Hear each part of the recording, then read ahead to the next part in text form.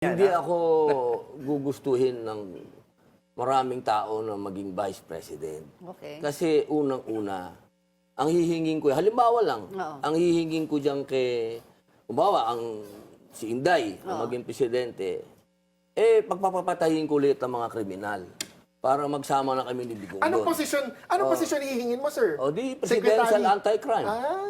Parang, Kasi hindi ako ang nababagay dyan. Kasi kahit na ang mga anak ko, na nag-usap kami dyan, nagkaroon kami ng mga pag-uusap dyan ng anak ko. Ilang Opa, anak mo paano pagka ikaw ang naging vice president? Sabi ko sa kanya, mas magiging mahigpit ako kaysa kay Digong. Bloodier. Bloodier. ilang ba anak pa na Oo, babae kasi na kaya ang sabi ng mga anak ko, oh no. Oo, delikado. Tatlong babae anak mo, daughters mo? Di ba, 7 po ang anak ko. Babae lahat, di ba? 6 ang babae. Anim babae. Opo. So we will expect a bloodbath kung vice president ka, sir. Kasi wala, ako nga lang nagsusulong ng death penalty, ayaw na lang akong pagbigyan.